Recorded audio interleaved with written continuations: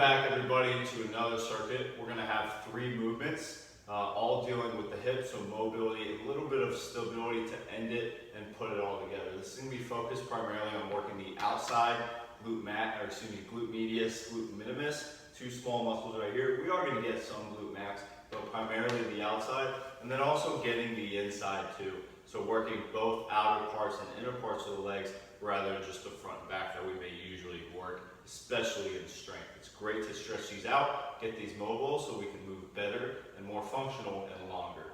So first stretch is going to be hip 90-90. This is a great stretch that I've done for a long period of time for mobility in my hip joint itself, as I've gotten a lot of injuries in the past from running track and overall poor practice of weightlifting early on, way back, that I've definitely fixed from learning from it. So that's going to be 6 each side, and we have seated wide stance reach. Is going to get the outside, or excuse me, the inside of our legs, the adductors, and holding for 15 seconds each side. Then we're going to go windmill standing. So this is going to be the stability, but also still hip mobility, working hamstring flexibility as well. So how well can we put those first 2 stretches to use in the windmill standing, which is going to be 6 each side. We have this circuit 2 times through. Of course, as always, if you really enjoy these stretches or you need it more, you can repeat it more 2 times. First one, hip 90-90. I'm going to start out in a seated position. Think both knees drop towards one side. I want this bottom knee, let's call it, touching the bottom of my top foot. So I can either go hands behind me or hands off the ground if you want to add in some stability and a little bit more challenge. Whatever works for you. And we're just flipping side to side. This one I have to kind of focus on my torso more, staying tall, not letting it go wavy. Hands behind me, a little bit more support, and just more focus on the stretch. Like I said, we're getting 6 each side. Really just do whatever here is comfortable with you. Your goal is to just get your knees towards the ground as much as possible. If they don't touch the ground, that's totally fine. If this is your range of motion, then this is what we're working with. This is the whole point here. We want to just move through what we have, and when we do that, we're actually creating more each time we move through it. So the more we practice, the better we get, the more truly, the more love that we're giving to our body, the more flexibility that we will have through practicing it. That's the whole point here. So 6 each side. Then we're going to go to seated windmill. So we just got the outside and total hip mobility.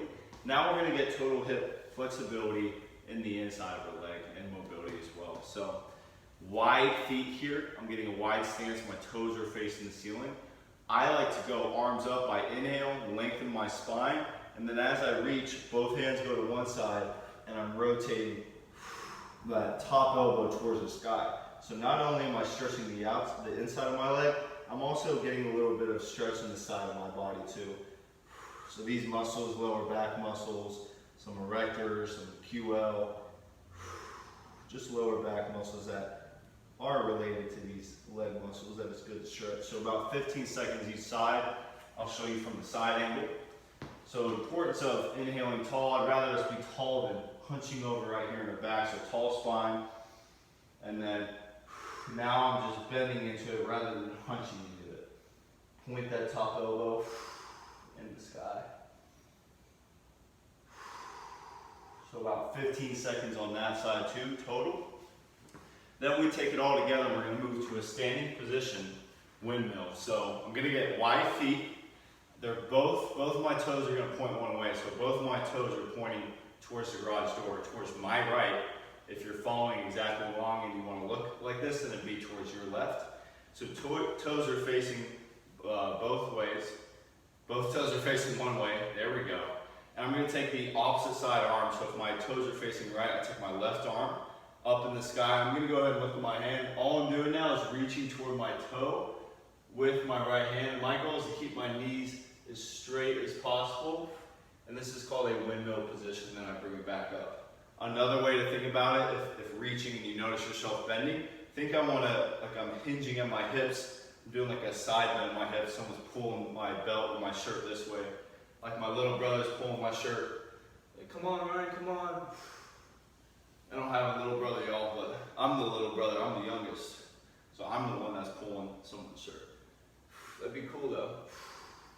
So just reaching down, and then the other side would be the same thing. I turn my toes Opposite side arm up.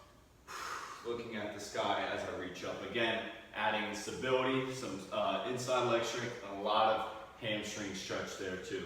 That's going to be 6 each, and we have this 2 rounds through. Again, do it more if it feels great.